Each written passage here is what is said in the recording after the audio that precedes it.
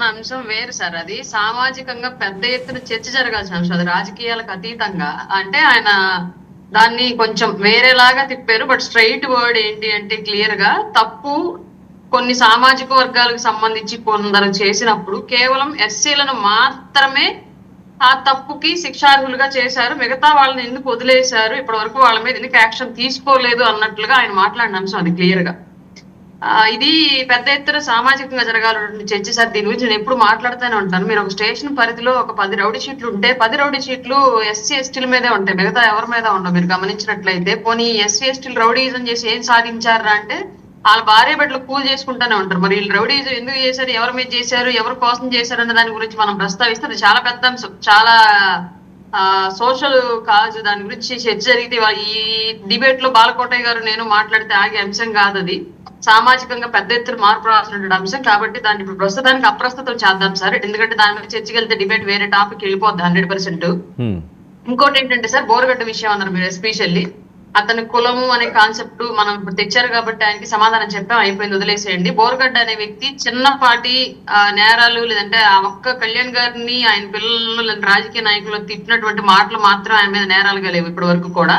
ఆయన చాలా land disputes issues లో కానివ్వండి, లేదంటే కొందరి వ్యక్తిగత ఆస్తులకు సంబంధించిన ఇష్యూస్ లో కానివ్వండి, పెద్ద ఎత్తున రౌడీజం చేసినటువంటి వ్యక్తి బోరగడ్డ అనిల్ కుమార్ అనే అతను. అతని మీద పలు స్టేషన్లలో పలు సెక్షన్ల కింద కేసులు నమోదైన విషయం అందరికీ తెలుసు. ఇవాళ రాజమండ్రి జైల్లో ఉన్నాడు కదా అని చెప్పేసి మిగతా కేసులు గాలి కుదిలేద్దామంటే అది అయ్యేది కాదు, చట్టం దానికి ఒప్పుకోదు. ఎన్ని చోట్ల కేసులు ఉన్నాయి, అన్ని చోట్ల కేసులకు సంబంధించి విచారణ కోసం ఆయన తీసుకెళ్లాల్సిందే, ఆ కేసుల్లో విచారణ జరపాల్సిందే, ప్రభుత్వం ముందు న్యాయస్థానాల ముందు నిజానిజాలను పెట్టాల్సిందే. అందులో భాగంగానే బోరగడ్డ అనిల్ ఇవాళ అక్కడికి తరలించడం జరిగింది. ఫర్దర్ గా మా జిల్లాకు కూడా వచ్చింది, ఎందుకంటే మా జిల్లాలో కూడా ఒక కేసు ఉంది. ఇంకా ఇలా ఎన్ని జిల్లాల్లో ఎన్ని కేసులు ఉన్నాయో తెలియదు. వాటన్నింటికి సంబంధించి ప్రతి ఒక్కరిని విచారణ నిమిత్తం తీసుకెళ్లాల్సిందే. అలా వర రవీందర్ రెడ్డి మీద కూడా చాలా కేసులు ఉన్నాయి, వాటికి సంబంధించి వాళ్ళని కూడా విచారణకు తీసుకొస్తారు 100%. దీనికి ఏమి చట్టానికి బోరగడ్డ ఇంకొకళ్ళు ఎవరో ఒకరు అతిథులు కాదు. డెఫినెట్ గా అట్లాంటి వాళ్ళు ఇంకా బయట తిరుగుతున్నారు, వాళ్ళని కూడా అరెస్ట్ చేసినటువంటి బాధ్యత ప్రభుత్వం మీద ఉంది. ఆ విషయం మీద కూడా దృష్టి పెట్టాలని చెప్పేసి మేమైతే పోలీసు యంత్రాంగాన్ని చట్టాలని కోరుతున్నాము. మీ జిల్లాలో ఏమున్నాయి అరుణ గారు? సార్ మీ జిల్లాలో ఏమున్నాయి ఇతని మీద? మా జిల్లాలో కూడా కేసు ఉంది సార్, సేమ్ ఇష్యూ బెదిరింపులకు సంబంధించినటువంటి కేసే ఉంది మా జిల్లాలో కూడా. దాని మీద కూడా విచారణకు తీసుకొస్తారు నాకు తెలిసినంత వరకు. ఒంగోలు అలాగే సార్, ఇందాక కాకినాడ పోర్ట్ అంశము శేఖర్ రెడ్డి గారు మాట్లాడారు. కేవలం బియ్యం పెద్ద ఎత్తున ఎక్స్పోర్ట్ చేసేటువంటి కాకినాడ పోర్టు, ఇవాళ కాకినాడ పోర్ట్ లో పనిచేసేటువంటి వాళ్ళందరూ కూడా పవన్ కళ్యాణ్ గారు తిట్టుకుంటున్నారు, అక్కడి నుంచి ఎక్స్పోర్ట్ జరగనివ్వకుండా చేశారు అని చెప్పేసి నన్ను పేపర్లు ఏవో రాశాయి, ఆంధ్రజ్యోతి మీద పేర్లు చెప్పాడండి. సార్ ఇప్పుడు వీళ్ళు చెప్పేది ఎట్లా ఉంది అంటే, మేము పెద్ద ఎత్తున తప్పు చేస్తాము, ఆ తప్పును మీరు బయట పెట్టకూడదు, బయట పెడితే మళ్ళీ అక్కడ వ్యవస్థలకు డ్యామేజ్ జరిగిందన్న కాన్సెప్ట్ లో మాట్లాడారు. తిరుపతిలో విషయం మీద ఆయన మాట్లాడారు అంటే లడ్డు విషయం కానివ్వండి, సనాతన ధర్మం విషయం కానివ్వండి, తిరుపతిలో అన్య మతాలకు సంబంధించినట్టు వాళ్ళకి అక్కడ అవకాశాలు కల్పించిన అంశాల మీద కానివ్వండి, ఇవాళ దేశవ్యాప్తంగా చర్చ జరిగి ఆ హిందూ ధర్మానికి ప్రక్షాళనకు సంబంధించి ఎన్నో అంశాలను ఎంతో మంది పెద్దవాళ్ళు వాటి మీద దృష్టి పెట్టి వాళ్ళ సమీకరణలు చేపట్టడం, పరిశీలనలోకి తీసుకోవడం, మార్పులు జరగడం అనేది పెద్ద ఎత్తున జరిగింది. దానివల్ల ఆంధ్రప్రదేశ్ కి చెడ్డ పేరు రాలేదు, పవన్ కళ్యాణ్ గారికి చెడ్డ పేరు రాలేదు, సనాతన ధర్మానికి చెడ్డ పేరు రాలేదు. పెద్ద ఎత్తున దానికి సంబంధించి మంచి ఉద్యమం మొదలైంది దేశవ్యాప్తంగా, అది అందరం సంతోషించదగ్గ విషయం.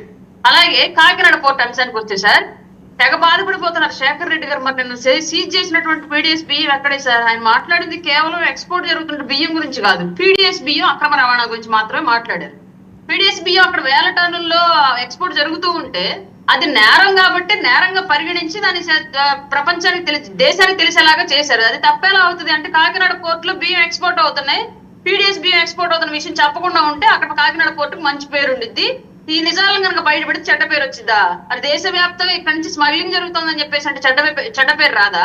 ఇవాళ బియ్యం మాత్రం ఎక్స్పోర్ట్ అయిన విషయము రేపొద్దు ఇంకొక అటు నుంచి ఆర్టీఎక్స్, ఇంకో డ్రగ్స్, ఇంకొక అసాంఘిక కార్యక్రమాలకు సంబంధించిన అంశాలు, లేదంటే అసాంఘిక శక్తిలో ఎంటర్ అయితే అప్పుడు చెడ్డ పేరు రాదా? అప్పుడు ప్రాణాలు పోవా? రాష్ట్రానికి నష్టం రాదా? ఆర్థికంగా ప్రాణ నష్టం అన్ని రకాలుగా రాష్ట్రానికి డ్యామేజ్ కదా అది.